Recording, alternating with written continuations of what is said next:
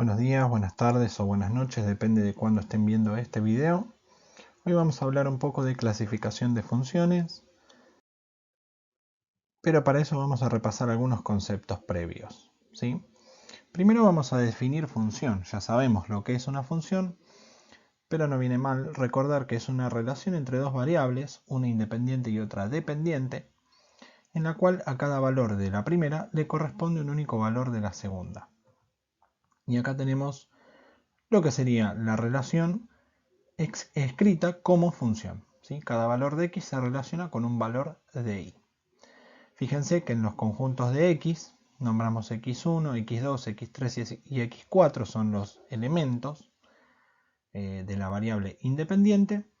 Y del otro lado, en el conjunto y, tenemos f en x1, f en x2, f en x3 y f en x4, que serían los resultados de haber aplicado una expresión algebraica f, ¿sí? Una función, en los valores de la variable independiente. Entonces, seguimos repasando algunos conceptos. ¿Qué es el dominio? Es el conjunto formado por todos los valores de la variable independiente, o sea, todos los x, que puede tomar la función. El codominio es el conjunto formado por todos los valores de la variable dependiente, o sea, los valores de y, que también puede tomar la función. Y la imagen es un subconjunto del codominio formado por todos los valores de la variable dependiente que efectivamente toma la función, es decir, los que se relacionan con algún x. Y acá tenemos un ejemplo claro. Los valores de x pertenecen al dominio, los valores de y pertenecen al codominio, y hay un circulito dentro que es la imagen, ¿sí? Son los valores de y que están relacionados con algún x. Los que no están relacionados no pertenecen a la imagen, sí pertenecen al codominio. Entonces, la función, para ser función justamente, tiene que cumplir con dos condiciones indispensables. La existencia, que es que todos los valores de la variable independiente se relacionen con alguno de la variable dependiente, es decir, que existe relación de x a y. Y la unicidad, que significa que dicha relación entre la variable independiente y la dependiente sea única, es decir, que cada valor de x se relacione con uno y solo uno valores de y. Y así nos quedamos, ¿sí? Cuando entendemos que la función en realidad es esto, ¿sí? No lo vemos en general desde segundo o tercer año con estas dos condiciones, pero son las que se deben cumplir para que una función sea justamente una función. Bien, entonces vamos a empezar a clasificar. Y acá vamos a ver tres palabritas que ya suenan feas, pero en el concepto no es tanto, ¿sí? Igual me imagino que ya de leerlas algunos quieren esconderse así como Homero, que son la inyectividad, la sobreyectividad y la biyectividad, ¿sí? Esas son las condiciones. Y están enumeradas, ¿sí? En ese orden porque justamente así es como se debe analizar la condición de cada función. Si es inyectiva, si es sobreyectiva y por último si es biyectiva. Bueno, entonces arranquemos por el punto 1. ¿Una función va a ser inyectiva? Sí y solo sí. A elementos distintos del dominio le corresponden imágenes distintas en el codominio.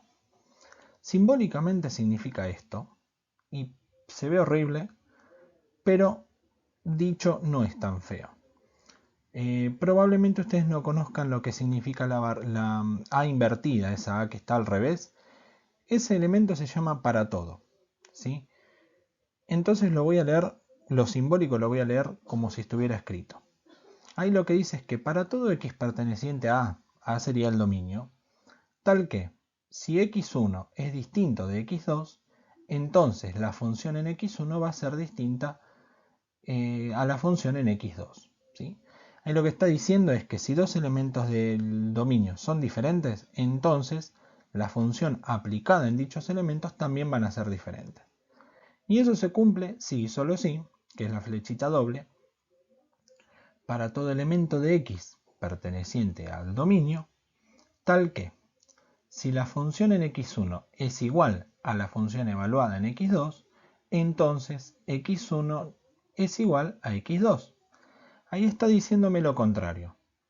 Antes me decía que si los valores de x son distintos, entonces las funciones son distintas, ¿sí? en los valores de y que me va a dar van a ser distintos. Acá lo que me está diciendo es que si los valores de y, o sea f evaluada en x1 y x2 son iguales, entonces necesariamente x1 tiene que ser igual a x2. Y acá tenemos dos ejemplos. En el primero vemos que la función es inyectiva porque tenemos dos valores, los puntitos celestes. Fíjense que son dos valores de x diferentes y me da dos resultados de y diferentes. ¿Sí? De hecho, uno es positivo y el otro es negativo. En cambio, en la función cuadrática, por ejemplo, es una función no inyectiva. ¿Por qué? Fíjense los puntitos celestes. A dos valores de x totalmente distintos me dio un valor de y igual para ambos x. Entonces contradice todo lo que dice arriba simbólicamente. ¿Cómo comprobamos eso? Bueno, fíjense que lo que hicieron fue trazar con líneas punteadas rectas paralelas al eje x para ver si corta la función una o más veces. Si la corta una vez es inyectiva, si la corta más de una vez es no inyectiva. Vamos al punto 2. Una función es sobreyectiva si y solo si a todo elemento del codominio le corresponde una preimagen en el dominio. Simbólicamente lo que nos dice es que para todo y perteneciente al codominio, por lo tanto, existe un x perteneciente al dominio tal que y es igual a f evaluada en ese x. Lo que me está diciendo acá, de alguna manera, es que a todo el codominio, o sea, todo el conjunto codominio, se relaciona con algún x. Dicho en otras palabras, lo que me está diciendo es que el codominio sea toda la imagen, o viceversa, que toda la imagen sea el codominio. Entonces, vemos los dos ejemplos. En el primero una función es sobreyectiva porque, como dije antes, el dominio se relaciona con todo el codominio. Ahí donde dice rec en f, puede que lo hayan llamado recinto, ¿sí? Pero también corresponde, es un sinónimo de la palabra imagen. ¿Sí? Lo que me está diciendo es que la imagen es igual al codominio de f. En cambio, una función no sobreyectiva, el dominio se relaciona con algunos elementos del codominio, entonces ahí hay elementos del codominio que quedan fuera de lo que sería la imagen. También, si lo pensamos con ejemplos de funciones, una función cúbica, ¿sí?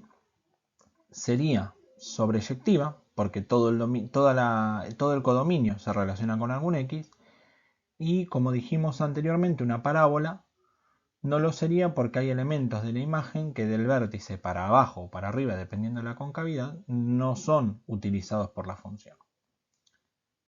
Y vamos a la última condición, que es la más sencilla de todas, la biyectividad.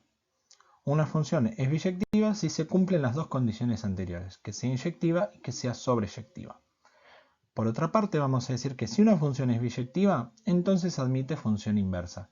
Pero eso lo vamos a ver más adelante. Así que hasta acá llegamos, les mando un abrazo grande, dejo el espacio en blanco abajo porque más adelante vamos a linkear algunos videos, así que van a tener, si lo ven de nuevo, van a tener la posibilidad de acceder a otros videos. Y nada, les mando un abrazo grande y cuídense mucho. Nos vemos.